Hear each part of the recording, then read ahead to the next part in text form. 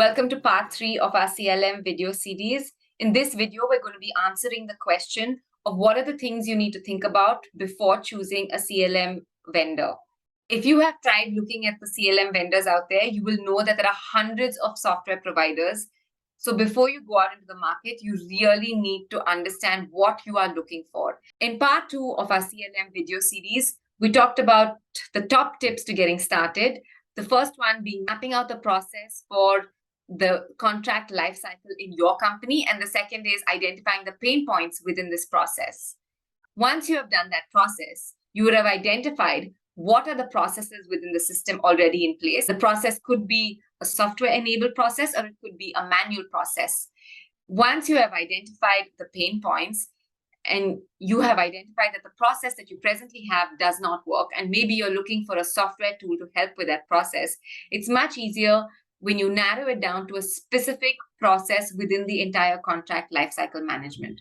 If we go back to that CLM image, and I'm just going to share my screen, it could be that you've come to the conclusion that you're spending a lot of time creating your own drafts, and maybe you need to put in place a set of precedents, and maybe you're looking for a document assembly solution which can help you with automating the first draft of all of your contracts.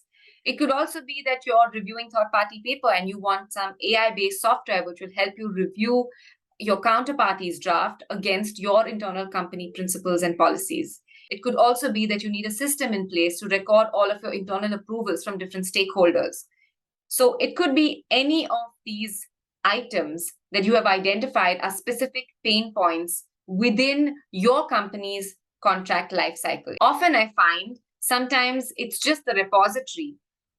Companies already have in place some sort of system. It may not be a software, but it may be a process that is working for the company for all of these different focus areas.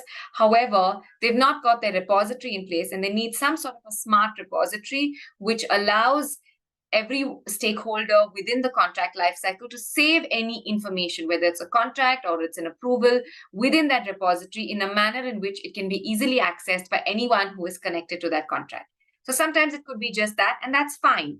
Identify within this contract lifecycle process which is your pain point that you want to automate through the use of software, and then go out and find which vendor specializes in that. As I mentioned earlier, there are several vendors in the market, and you would be hard-pressed to find one vendor that provides all of these solutions really well. And in any case, if you have identified a single pain point in one of these processes, you may not want a vendor that provides a solution for all. You may be looking for someone just for document automation or just for review of third-party paper, or you may be looking at just a repository solution. Either way, once you've identified what is the pain point, identify which is the vendor that specializes in that particular pain point. The other thing to think about is if your CLM provider uses AI for any of its processes, try and get a better understanding of what the software has already been trained on and what types of agreements or contracts or even the workflow process can it do out of the box.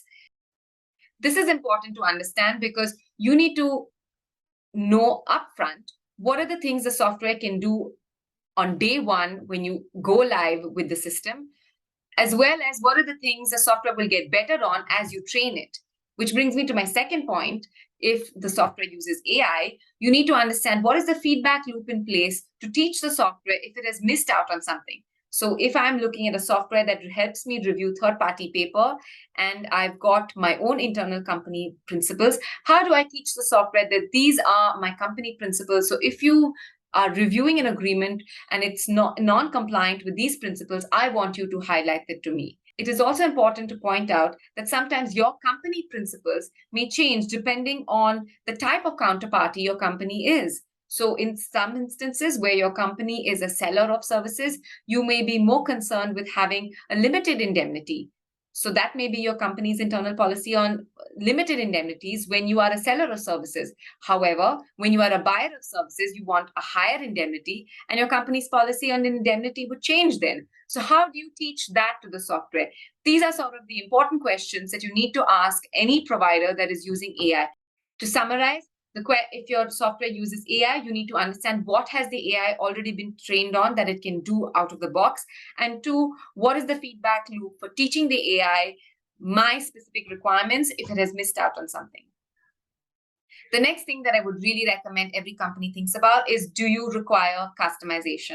There may be some softwares which will offer you just plain vanilla off-the-shelf tools, and some other softwares which may offer you a bit of customization, especially in the workflow process. But before you go down that road, I would really ask you to consider whether you really need that process.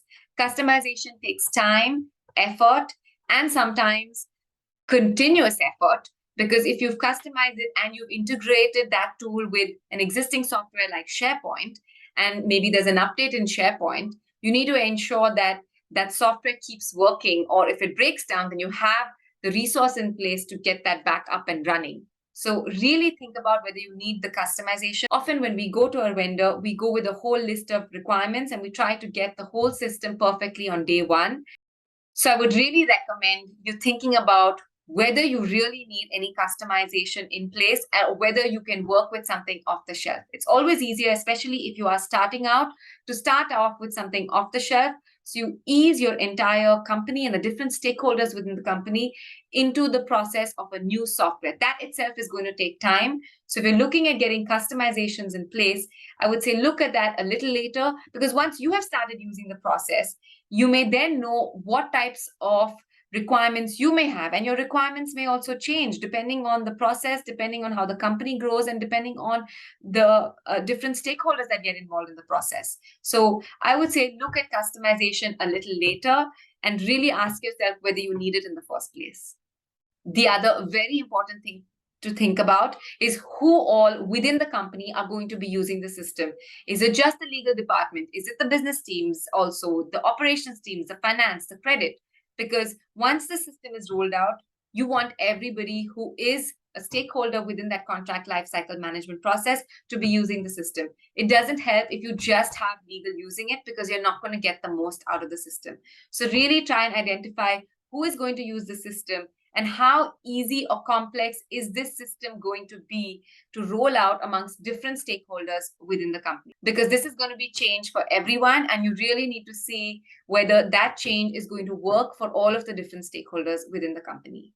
The last thing that I would say you need to think about is the pricing model. Different vendors have different pricing models, so you really need to see which one works best for you. Some will offer a user-based pricing model, which could mean that if you are looking at unlimited users, that might work out too expensive, while others may offer a model based on the number of contracts uploaded in the system. And sometimes that may work really well for you. So you really need to figure out which process have you decided to use a tool for, and for that process, which type of pricing model works best for you. The second thing on the pricing that I would advise users to think about is whether you're using all of the features that the software provider is giving you access to. Often once you've identified the pain point and you've said this is the vendor that addresses this pain point, you will find that there are several other features of the CLM tool that they are offering which may not be useful to you. And that's okay. If it's solving the pain point and it's solving it well enough, you may be okay taking the tool, even if you're not going to use some of the other features. You just need to do that cost-benefit analysis, because sometimes a provider may not be selling the individual features separately, and they may be selling the entire tool in a bundled manner. So just do that cost-benefit analysis to see if using and paying for that tool makes sense if you're going to be using only that specific feature. So in conclusion, what are the things to think about when you are looking to choose a CLM software provider? Once you've identified the pain points, look for a vendor that specializes in those pain points. If the tool uses AI, try and get a better understanding of how that AI has been built into the software and what is the learning feedback loop for that tool. What is the level of customization you require, and do you actually require customization? Who all within the system are going to be using the tool, and how easy or complex is it going to be to get them to adopt a new tool? And the last is the pricing. Thanks for watching. Bye-bye.